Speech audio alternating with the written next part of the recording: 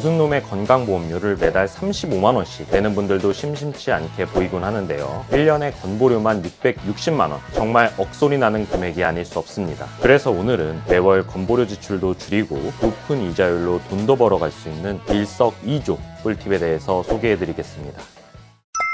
안녕하세요. 걱정마음빠 둘째 아들입니다. 요즘 경기가 어려우니 살림은 정말 어렵습니다. 그러다 보니 어떻게 해야 지출은 줄이고 소득은 늘릴 수 있을지 궁금하신 분들 정말 많으실 것 같습니다. 그래서 오늘은 우리 구독자님들께 든든한 힘이 되고자 매월 건보료 지출도 줄이고 높은 이자율로 돈도 벌어갈 수 있는 일석이조 꿀팁에 대해서 소개해드리겠습니다. 시작 전에 구독, 좋아요만 꼭 부탁드릴게요. 지금 시작합니다.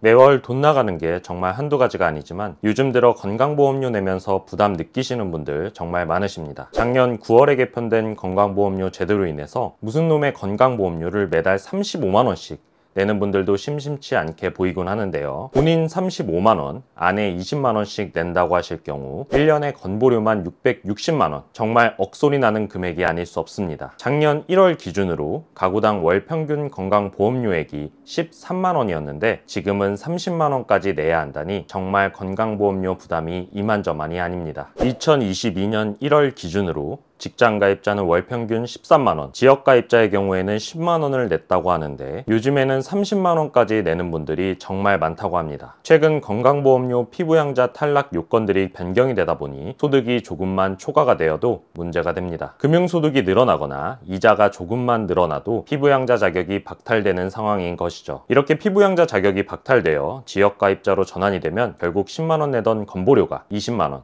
30만원까지 늘어나 버립니다. 직장 가입자야 회사에서 부담을 해주지만 지역 가입자는 온전히 내 돈을 내는데 피부양자 자격까지 변경이 되며 문제가 발생했습니다. 피부양자 소득 요건이 연소득 3,400만원 이하에서 2천만원 이하로 큰 폭으로 줄여버렸습니다. 여기서 더 큰 문제는 2천만원 이하 소득에 이자, 배당, 사업, 근로, 연금, 기타 소득이 포함되어 있습니다. 여기서 문제는 이자 소득입니다. 정기예금이나 은행 통장을 이용하게 되면 이자가 발생하는데 금융소득 2천만원 이하로 조정이 되었으니 매월 167만원 이자가 발생한다? 그러면 무조건 피부양자 탈락입니다. 제도가 개편되고 나서 피부양자에서 지역가입자로 변경된 건강보험료 가입자가 무려 50만 명이나 된다고 합니다. 절대 피부양자 탈락이 되지 않도록 전략을 잘 짜셔야 합니다. 남일이 아닌 게 30만원씩 내시는 분들도 돈이 많아서 그런 것이 절대 아닙니다. 최근 기사에 나온 내용을 보면 경기도에서 25년 된 아파트 한 채 갖고 있고 10년 된 자동차 한 대 겨우 갖고 있는 분이 건보료가 무려 30만원씩 나오는 것이 현실입니다. 그런데 이런 분들 알고 보면 내야 하는 것보다 더 내고 있다는 사실 알고 계신가요? 바로 건보료와 절세에 대한 요령을 모르고 계시기 때문인데요. 그래서 이렇게 늘어난 건강보험료 부담 확 줄이고 고이율의 이자까지 받아가실 수 있는 6가지 방법을 지금부터 소개해 드릴 테니 꼭 끝까지 집중해 주세요.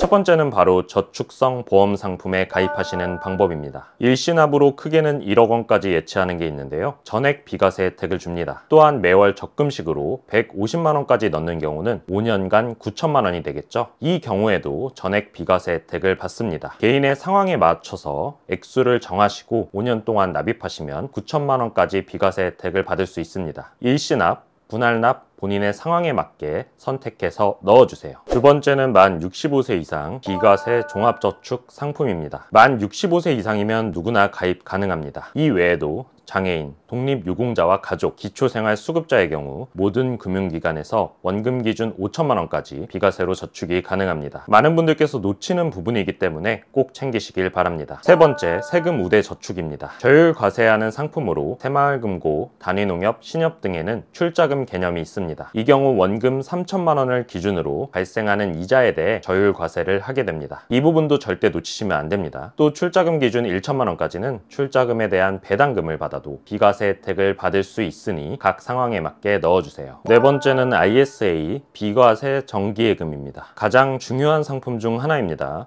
이름이 어려우실 수 있는데 어려울 거 하나 없습니다. 그냥 은행에 찾아가셔서 ISA 비과세 정기예금 만들어주세요 하면 바로 만들어주십니다. 일반인들의 경우 200만원까지, 서민형은 400만원까지는 발생하는 이자에 대해서 전액 비과세 혜택이 가능합니다. 또한 예금액은 5년간 2천만원씩 불입해서 1억원까지 절세가 가능합니다. 이 금액 또한 해당 상품은 분리과세가 되기 때문에 건보료 산정에서 빠지게 됩니다. 이자와 배당 소득이 200만원, 400만원 초과할 경우에도 그 금액에 대해 9%만 분리과세를 하기 때문에 건강보험료에 영향을 미치지 않습니다. 걱정 말고 가입해주세요. 다섯 번째 IRP 상품입니다. IRP 연금저축은 노후 대비 상품인데요. 저축해뒀다가 만 55세 이후 연금으로 받을 경우 3.3%에서 5.5%의 연금소득세만 내고 건강보험료 산정에서는 제외가 됩니다. 여섯 번째는 바로 IRP 계좌에 퇴직금을 일시금으로 입금하는 방법입니다. 이 경우에도 비과세 혜택을 받을 수 있습니다. 55세 이후에 연금으로 받거나 해약해서 쓰게 될 경우에도 분리과세가 되기 때문에 연금 소득세만 따로 내시고 건강보험료에 영향을 미치지 않습니다. 오늘은 나가는 돈 받고 들어오는 돈 불리는 6가지 방법을 살펴보았습니다. 해당하는 내용들은 꼭 기억하셔서 시간 날 때마다 하나씩 가입해 주시면 큰돈 나가는 일 막을 수 있습니다. 앞서 말씀드렸듯이 종합소득이 연간 2천만 원이 넘을 경우 예금에서 발생하는 이자 소득을 포함하여 종합소득세율로 과세를 합니다. 이럴 때 건보료를 무조건 더 많이 낼 수밖에 없으니 말씀드린 상품들 가입해서 2천만 원이 넘지 않도록 꼭꼭 관리해 주세요. 오늘 알려드린 내용대로만 하시면 매년 최소 240만원에서 최대 360만원 이상, 약 매월 30만원 이상 절약하실 수 있습니다. 오늘 내용 도움되셨다면 저희 채널에 큰 힘이 되는 구독, 좋아요, 알림 설정 꼭 부탁드릴게요. 감사합니다.